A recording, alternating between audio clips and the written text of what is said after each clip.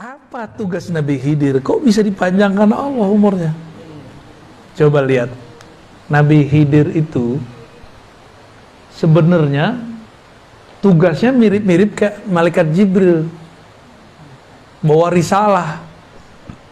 Bedanya malaikat Jibril malaikat. Nabi Khidir itu punya fisik. Tahu juga tuh dalamnya pemalaikat, apa nggak ngerti juga kita ya. Malaikat Jibril bawa syariat yang zahir kepada Nabi Musa. Selesai, apa kata orang? Ya Musa, adakah orang yang lebih alim darimu? Hadis Sahih Bukhari, Kitabul Ilm, bab ilm. Apa jawaban Nabi Musa? Nggak ada, gua paling alim di muka bumi. Turunlah wahyu, kan beliau ini bisa berkalam dengan Allah. Musa, kamu boleh merasa pintar, tapi nggak boleh merasa paling alim. Ada yang lebih alim dari kamu dalam ilmunya, dalam bidangnya sendiri. Siapa itu? Khidir. Khidir namanya Balya bin Mulkan. Dan Nabi Musa dihabisin tuh rasionya, logika rasionya dihabisin. Apa coba hubungannya ilmu sama ikan? Kata Allah, carilah Khidir, bawa ikan ini. Kalau ikan ini nanti hilang, berarti nggak jauh-jauh dari situ ada Khidir. Masuk akal nggak Pak Haji? Apa hubungannya Khidir sama ikan coba? Ternyata berhubungan. Nabi Khidir ini nabi, kalau orang Indonesia dulu apa? Nenek moyangku seorang pelaut. Nabi Khidir ini tinggalnya di laut. Kalau di laut berarti urusannya sama ikan. Maka diberi simbol. Simbol-simbol begini nih, itu Allah Allah selipkan di Quran. Nanti ada masa kalau umur kita panjang, kalau saya masih rutin ke sini ya, insya Allah nanti kita buka tuh simbol-simbol di Quran itu yang unik-unik. Ada simbol air, ada simbol awan, ada semua, ada simbol tanah. Itu semua simbol-simbol aja tuh. Indah kalau kita ngerti simbol-simbol itu. Quran itu nggak ada ujungnya, nggak ada ujungnya Quran itu. Simbol-simbol ini dibawa oleh Nabiullah Musa, tapi Nabiullah Musa belum ngeh nih maksudnya. Ikan dibawa. Kata Allah, jika itu hilang, berarti di situ ada Khidir. Dia bawa anak buahnya, khadamnya, ya. Namanya siapa? Yusha. Ya. Yusha ini patuhnya bukan main sama Nabi Musa. Tapi kan dulu moyang kita Nabi Adam pernah lupa ngasih umurnya ke Nabi Daud. Itulah lupa pertama manusia. Karena Nabi Adam pernah lupa sekali, maka sampai nanti kiamat lupa menjadi genetik manusia. Jadi nggak usah bilang saya nggak boleh lupa. Emang kita udah takdirnya lupa. Nabi Musa bisa lupa, coba Yusha bisa lupa. Kalau nggak mau lupa jangan jadi manusia. Jadi malaikat aja ya. Terus jalan. Terus Nabi Musa bilang, kita rehat lagi yuk. Rehat. Pas rehat, Nabi Musa nanya, mana ikan? Yusha, aina samak, aina al-hud? Mana ikannya? Yusha merasa bersalah. Biasa kan dia khidmah, dia bertugas. Wahai Nabi Allah Musa, saya lupa ikannya di mana. Tempatnya dibawa, ikannya nggak ketahuan. Akhirnya Nabi Musa nggak marah. Nabi Musa nggak marah, karena nggak boleh marah. Ini lagi belajar Khidriyah nih, nggak boleh marah-marah. Ya, itu Nabi Musa lagi masuk ke Thariqat Khidriyah kalau bahasa kita zaman ini. Ya, karena mau belajar risalah yang diturunkan Allah ke Nabi. Ya, saya ulang tadi. Ada Jibril di langit, ada Khidir di bumi. Ini membawa risalah langit, ini membawa risalah bumi, sama. Cuma bedanya, ini risalah langit itu isinya hukum normatif syariat yang zahir, sedangkan Nabiullah Khidir itu dapat risalah batin. dapat risalah batin. Kejadian setelah kejadian, itu yang dibahas oleh beliau. Jika ada suatu kegiatan, apa ujungnya? Ujung-ujungnya ini yang menjadi syariatnya Nabi Khidir. Nabi Musa nggak marah, Nabi Musa mengatakan, ya udah kita balik. Ini Nabi Musa loh, berproses loh belajar. Masa kita nggak berproses? Ya. Dan itu lama sekali. Sampai kemudian ketemu, jadi dia udah sekalian kali berhenti. Ketemulah tempat berhenti yang pertama. Ternyata itu ikan sudah nggak ada dari tempat itu. Dia udah bawa-bawa aja tuh tempat kan. Yusha ya. Disitulah kemudian yang mengatakan, oh di sini. Ya udah, dia tunggu. Nggak lama habis itu datang Nabi Khidir. Nabi Khidir mengatakan, kita buat kontrak belajar dulu ya. Kamu nggak bakal sanggup lah. Nabi Khidir langsung hantam dia. Satu logika, apa hubungannya ikan sama Khidir, dihabisin tuh. Yang kedua, Nabi Khidir kemudian hancurkan egonya Nabi Musa. Apa kata Nabi Khidir? Kamu nggak bakal ngerti. Disitulah Nabi Musa merendah. Ya, wahai Tuhan, apakah engkau berkenan mengajarkan apa yang Allah ajarkan kepadamu? Nah, dibuatlah kontrak belajar. Oke, jangan ingkar kepadaku. Nah, inilah ilmu Khidiriyah. Ilmu Khidiriyah itu jangan gampang ingkar. Ini dikit-dikit beda dikit udah bid'ah. Dikit-dikit udah sunnah. Dikit-dikit haram. Gimana mau memahami rahasia-rahasia Khidiriyah? Cuma beda kunut sama kunut aja rame.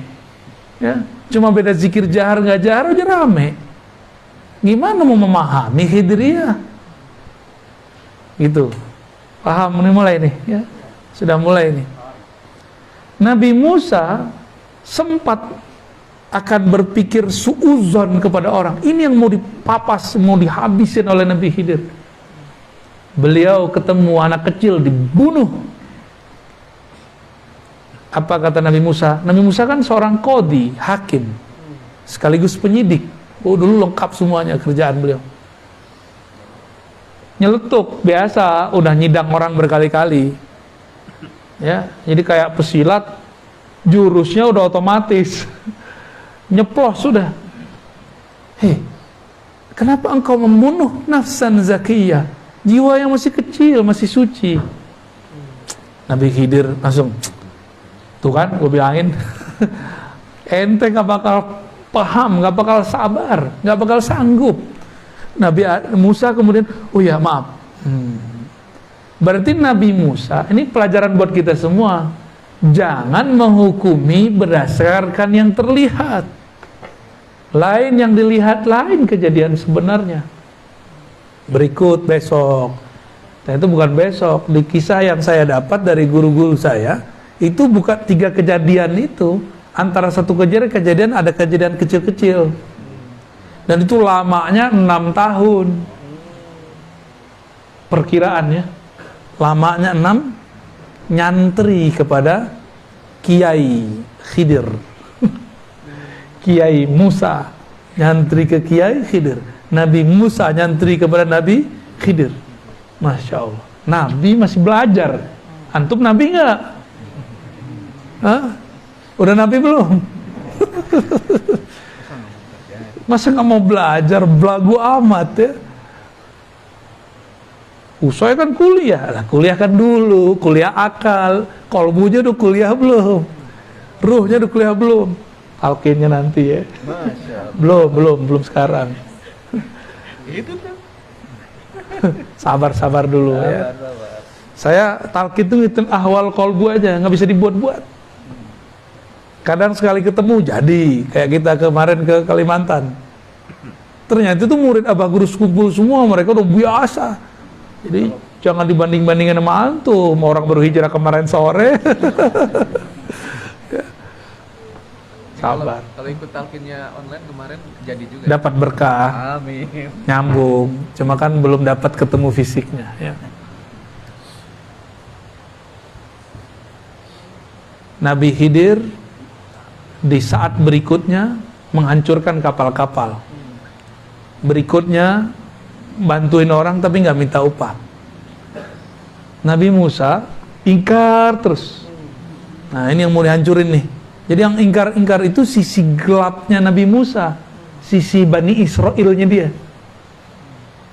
Ini yang mau dihancurkan oleh Sayyidina Khidir.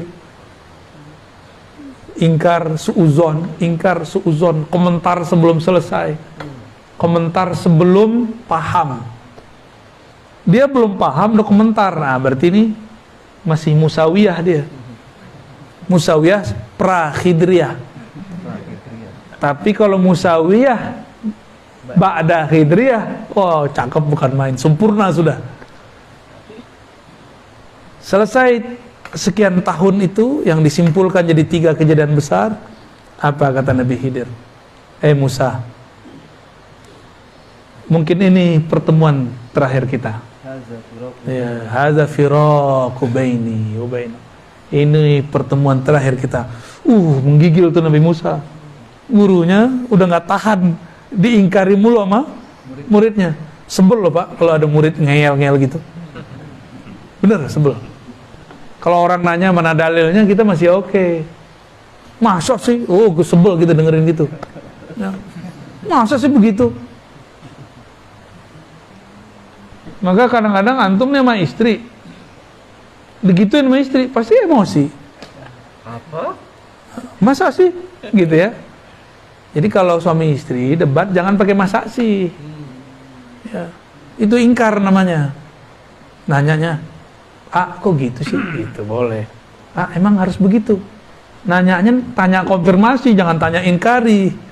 Jangan istifham inkariyah. Ya, jangan pertanyaannya pertanyaan kayak menyudutkan gitu. Pertanyaan ingkar syak. Paling gak enak loh ngelayanin orang begitu. Paling gak enak ya. Saya paling sebelum orang begitu tuh.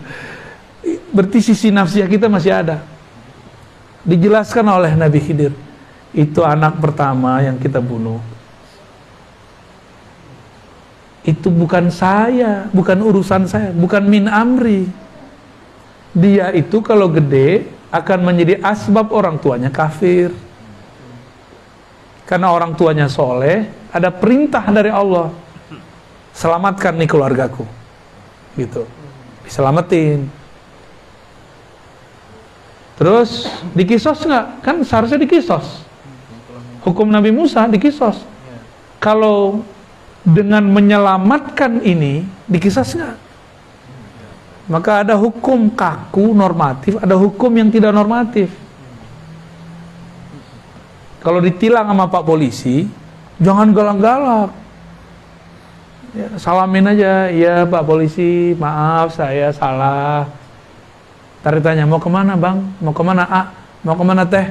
Mau pengajian. Yaudah, sono. Nah, itu dia tuh. Dia kan ada rahmat di dalam dirinya. Tapi kalau gitu, apa lo? Gua nggak salah kok, ngapain berhentiin? Tambah gregetan, nama dikerjain sama dia. Ya, ada kan orang begitu? Paling sebel yang begitu. Nabi Khidir karena tugasnya ngerjain Nabi Musa untuk merontokkan syaknya Nabi Musa, merontokkan rasa dia lebih alim, merasa alim. Jadi tugas risalah Nabi Khidir apa? Menghancurkan sisi nafsiyah. Apa arti nafsiyah? Penyakit-penyakit, tabiat-tabiat kedirian, keegoan. Nah, kita ini punya tabiat-tabiat buruk tuh. Hati-hati, ya. Ini harus disembuhkan lewat ilmu Khidriyah. Lalu coba sebelumnya itu kapal dihancurin. Kapal yang dibolongin. Itu kapal milik para suami. Kalau kapalnya berlayar di laut ada perompak, semuanya pasti dibunuh. Kalau orangnya mereka berlayar semua, matilah semua suami-suami, maka istri-istri menjadi janda. Mending janda bakal ada yang ngawinin lagi. Ini nggak ada yang mau ngawinin aja, nggak ada. Semuanya mati.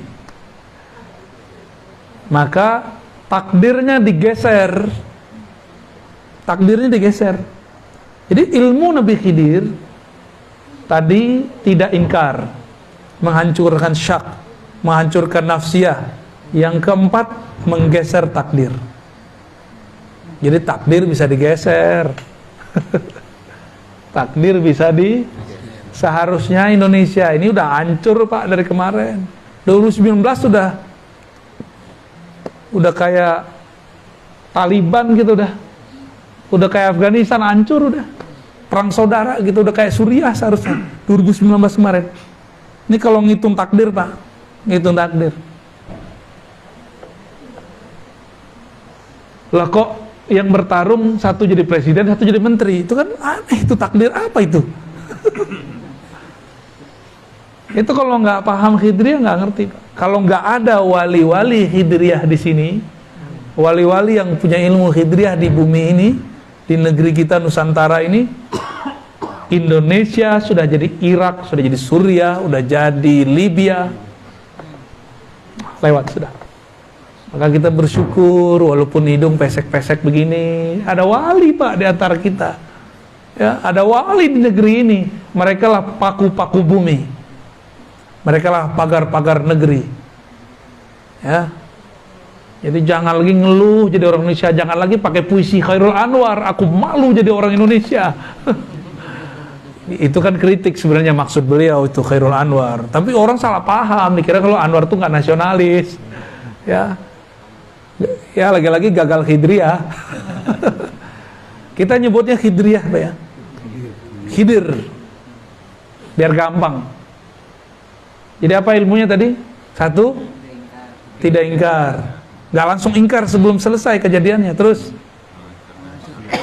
hancurkan syak. Jangan gampang syak, ragu. Ketiga, menggeser takdir. Tuh kan horor kan. Pertanyaan borongan sini, jadi panjang jawabannya. Jadi tugas beliau itu, dan tugas itu belum selesai sampai sekarang. Makanya beliau masih ada. Tapi beliau di zaman Nabi Muhammad ngomong, anta minal abdal. Kamu itu abdal, aku ghausnya, aku kutubnya. Jadi di zaman wali-wali itu ada stratanya, ada wali ghaus, presiden para wali. Ada kutub, itu gubernur-gubernurnya lah, raja-raja lah di bawah presidennya ini. Lalu ada abdal. Di zaman Rasulullah disederhanakan semua, cuma ada kutub, ghaus, lalu abdal. Abdalnya Nabi Khidir. Ya, dan para sahabat-sahabat yang lain. Gitu. Jadi Nabi Khidir itu pernah jadi sahabat Rasulullah. Maka ahlul hadis yang mengerti ilmu ma'rifat memasukkan Nabi Khidir ke daftar sahabat. Nabi Muhammad punya korin, korinnya masuk Islam. Korin itu kan jin. Jin itu nggak mati kalau dia nggak dibunuh. Korinnya beliau masuk Islam, sampai sekarang masih hidup. Itu kalau ada jin-jin mau masuk Islam, belajar sama korinnya Rasulullah. Ya, tahu tuh di mana korinnya. Itu kalau ada jin masuk Islam, ketemu murid Rasulullah langsung itu korinnya Rasulullah. Jadi sanadnya ke Rasul satu orang doang. Korin Rasul. Itu sanad thariqat terpendek. Thariqat Qoriniyah.